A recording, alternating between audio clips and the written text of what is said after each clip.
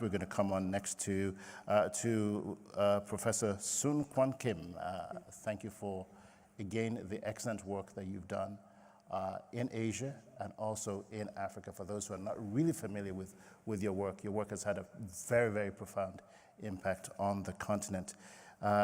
Given that that's the case, what are some of the innovations that you see that are high yielding and also climate-resistant crop varieties, in conjunction with what Dr. Fowler just talked about right now? We need seeds and we need crops that really can contend against the ravages of climate change. What are you seeing and what innovations can we take advantage of? Yes, thank you very much for your invitation. This is my first time, and I met first, I think, the Excellency Norman Borlaug at the Ghana Airport Hotel in 1980, and the coup was just, so yesterday coup was, military coup was came. He and I was in the same hotel, and we had a nice discussion. And later he came to IITA, and I was the senior maize breeder, working on maize streak virus, and also first time for hybrid maize. So that was my meeting with the Excellency Norman. I respect him so much. Yeah. And first, I think the Korea, in case of the South Korea, the miracle economic development started with the self-sufficiency of the staple food rice. Yeah. With the ED, Korea developed called the unified rice, 동일 rice, crossed with the IRA, from ED crossed with the Japonica. So made the short, so that's make the miracle, rice, cold, and increase make the self-sufficiency of the Korean, staple food. But we had the experience when I came back from the US, and later I talk about the hybrid story, hybrid corn story.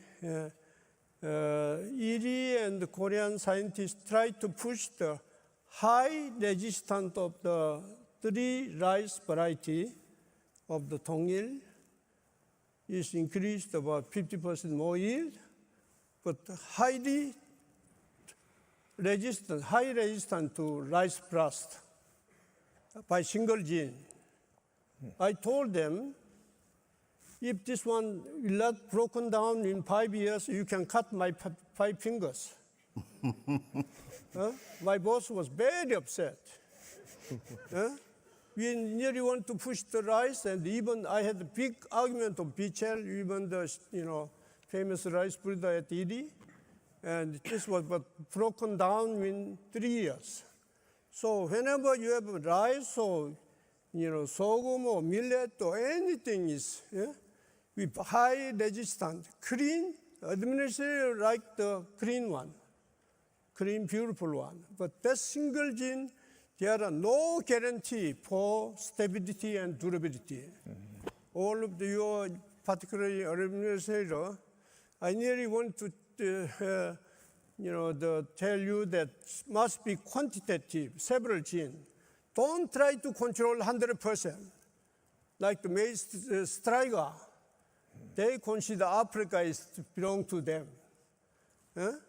And if you work for striga 100 years, you work, the striga failed because of the try to control eliminate the striga parasitic weed from Africa. That's the mistake.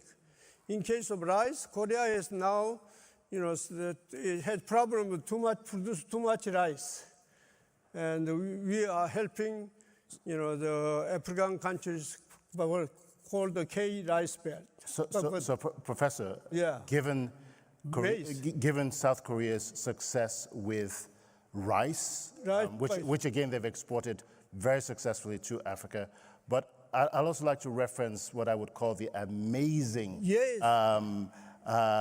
Sun Kwan Kim maize that is also making a difference.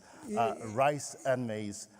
How is it that Africa can again scale up the production of some of these varieties? Yes, first, hybrid in Nigeria, before I joined the IITA in Nigeria, first I came by the U.S., I nearly appreciate U.S. taxpayer money.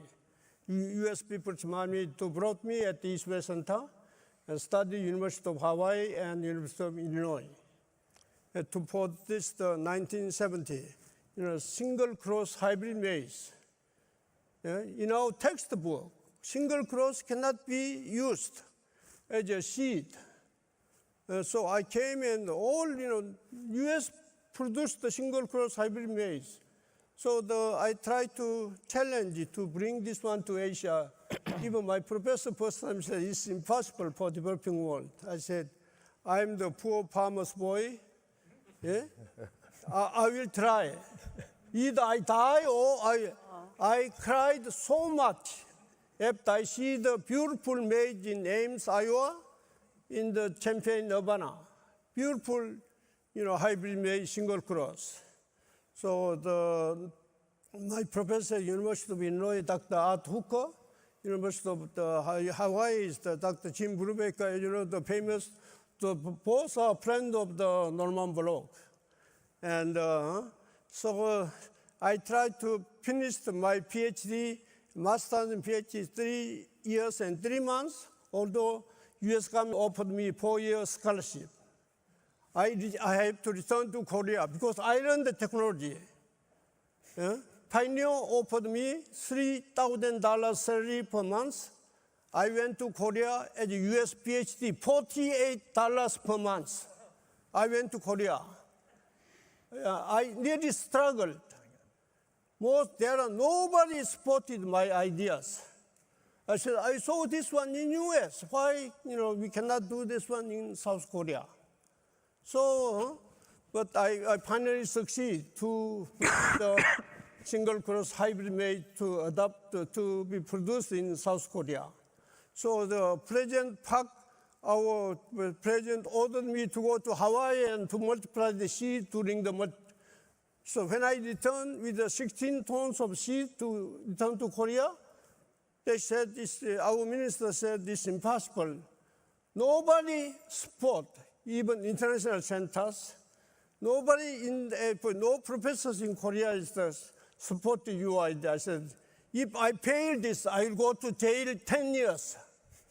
Please allow me to plant half of the seed.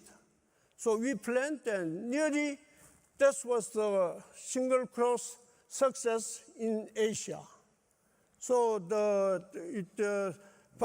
we tripled, farmers tripled the income increase.